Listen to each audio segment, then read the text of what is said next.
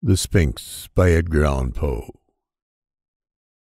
During the dread reign of the cholera in New York, I had accepted the invitation of a relative to spend a fortnight with him in the retirement of his cottage, Orkney, on the banks of the Hudson.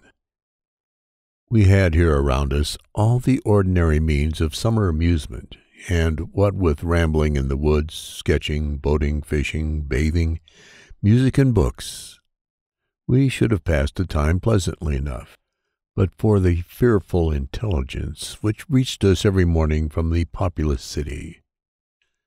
Not a day elapsed which did not bring us news of the decease of some acquaintance. Then, as the fatality increased, we learned to expect daily the loss of some friend. At length we trembled at the approach of every messenger.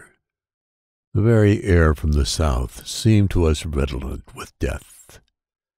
That palsying thought, indeed, took entire possession of my soul. I could neither speak, think, nor dream of anything else. My host was of a less excitable temperament, and although greatly depressed in spirits, exerted himself to sustain my own. His richly philosophical intellect was not at any time affected by unrealities. To the substances of terror he was sufficiently alive, but of its shadows he had no apprehension. His endeavors to arouse me from the condition of abnormal gloom into which I had fallen were frustrated in great measure by certain volumes which I had found in his library. These were of a character to force into germination whatever seeds of hereditary superstition lay latent in my bosom. I had been reading these books without his knowledge, and thus he was often at a loss to account for the forcible impressions which had been made upon my fancy. A favorite topic with me was the popular belief in omens, a belief which, at this one epoch of my life, I was almost seriously disposed to defend. On this subject we had long and animated discussions, he maintaining the utter groundlessness of faith in such matters, I contending that a popular sentiment arising with absolute spontaneity, that is to say, without apparent traces of suggestion, had in itself the unmistakable elements of truth, and was entitled to as much respect as that intuition which is the idiosyncrasy of the individual man of genius. The fact is that soon after my arrival at the cottage there had occurred to myself an incident so entirely inexplicable, and which had in it so much of the portentous character, that I might well have been excused for regarding it as an omen. It appalled, and at the same time so confounded and bewildered me, that many days elapsed before I could make up my mind to communicate the circumstances to my friend. Near the close of an exceedingly warm day, I was sitting, book in hand, at an open window, commanding, through a long vista of the river banks, a view of a distant hill, the face of which nearest my position had been denuded by what is termed a landslide of the principal portion of its trees. My thoughts had been long wandering from the volume before me to the gloom and desolation of the neighboring city. Uplifting my eyes from the page, they fell upon the naked face of the bill, and upon an object, upon some living monster of hideous conformation, which very rapidly made its way from the summit to the bottom, disappearing finally in the dense forest below. As this creature first came in sight, I doubted my own sanity, or at least the evidence of my own eyes, and many minutes passed before I succeeded in convincing myself that I was neither mad nor in a dream. Yet when I described the monster, which I distinctly saw and calmly surveyed through the whole period of its progress, my readers, I fear, will feel more difficulty in being convinced of these points than even I did myself. Estimating the size of the creature by comparison with the diameter of the large trees near which it passed, the few giants of the forest which had escaped the fury of the landslide, I concluded it to be far larger than any ship of the line in existence. I say ship of the line because the shape of the monster suggested the idea. The hull of one of our 74 might convey a very tolerable conception of the general outline. The mouth of the animal was situated at the extremity of a proboscis some 60 or 70 feet in length, and about as thick as the body of an ordinary elephant. Near the root of this trunk was an immense quantity of black, shaggy hair, more than could have been supplied by the coats of a score of buffaloes, and projecting from this hair downwardly and laterally sprang two gleaming tusks, not unlike those of the wild boar, but of infinitely greater dimensions. Extending forward parallel with the proboscis, and on each side of it, was a gigantic staff 30 or 40 feet in length, formed seemingly of pure crystal, and in shape a perfect prism. It reflected in the most gorgeous manner the rays of the declining sun. The trunk was fashioned like a wedge, with the apex to the earth. From it there were outspread 2 pairs of wings, each wing nearly 100 yards in length, one pair being placed above the other, and all thickly covered with metal scales, each scale apparently some 10 or 12 feet in diameter. I observed that the upper and lower tiers of wings were connected by a strong chain, but the chief peculiarity of this horrible thing was the representation of a death's head, which covered nearly the whole surface of its breast, and which was accurately traced in glaring white upon the dark ground of the body, as if it had been there carefully designed by an artist.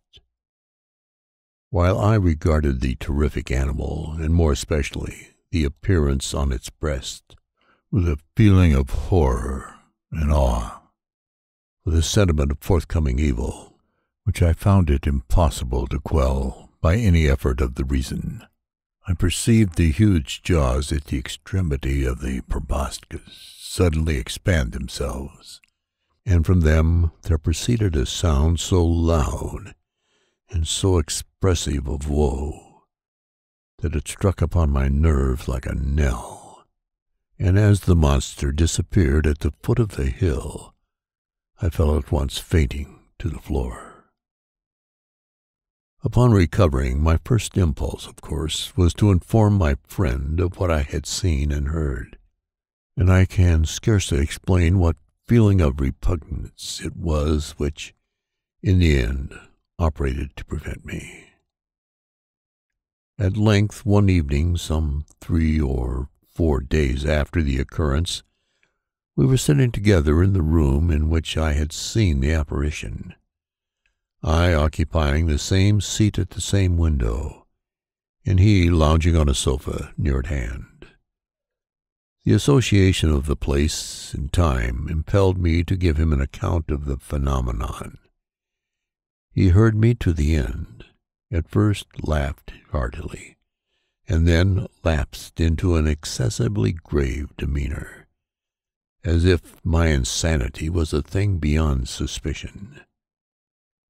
At this instant I again had a distinct view of the monster, to which, with a shout of absolute terror, I now directed his attention. He looked eagerly, but maintained that he saw nothing, although I designated minutely the course of the creature as it made its way down the naked face of the hill. I was now immeasurably alarmed, for I considered the vision either as an omen of my death, or worse, as the forerunner of an attack of mania. I threw myself passionately back in my chair, and for some moments buried my face in my hands. When I uncovered my eyes, the apparition was no longer apparent. My host, however, had in some degree resumed the calmness of his demeanor, and questioned me very rigorously in respect to the confirmation of the visionary creature. When I had fully satisfied him on this head, he sighed deeply, as if relieved of some intolerable burden, and went on to talk with what I thought a cruel calmness of various points of speculative philosophy, which had heretofore formed subject of discussion between us. I remember his insisting very especially, among other things, upon the idea that the principal source of error in all human investigations lay in the liability of the understanding to underrate or to overrate value the importance of an object, through the misadmeasurement of its propinquity. To estimate properly, for example, he said, the influence to be exercised on mankind at large by the thorough diffusion of democracy. The distance of the epoch at which such diffusion may possibly be accomplished should not fail to form an item in the estimate. Yet can you tell me one writer on the subject of government who has ever thought this particular branch of the subject worthy of discussion at all? He here paused for a moment, stepped to a bookcase, and brought forth one of the ordinary synopses of natural history, requesting me then to exchange seats with him, that he might better distinguish the fine print of the volume. He took my armchair at the window, and, opening the book, resumed his discourse very much in the same tone as before. "But for your exceeding minuteness," he said, "in describing the monster, I might never have had it in my power to demonstrate to you what it was. In the first place, let me read to you a schoolboy account of the genus Sphinx, of the family Crepuscularia, of the order Lepidoptera, of the class of Insecta, or insects. The account runs thus: 4 membranous wings, covered with little colored scales of metallic appearance, mouth forming a rolled proboscis, produced by an elongation of the jaws, upon the sides of which are found the rudiments of mandibles and downy palpi. The inferior wings retained to the superior by a stiff hair, antennae in the form of an elongated club, prismatic, abdomen pointed. The death's-headed Sphinx has occasioned much terror among the vulgar, at times by the melancholy kind of cry which it utters, and the insignia of death which it wears upon its corselet." He here closed the book and leaned forward in the chair, placing himself accurately in the position which I had occupied at the moment of beholding the monster. "Ah, here it is," he presently exclaimed. "It is reascending the face of the hill, and a very remarkable-looking creature I admit it to be. Still, it is by no means so large or so distant as you imagined it. For the fact is that, as it wriggles its way up this thread which some spider had wrought along the window sash, I find it to be about the 16th of an inch in its extreme length, and also about the 16th of an inch distant from the pupil of my eye. This has been The Sphinx by Edgar Allan Poe. Production copyright 2020 by Mike Vendetti.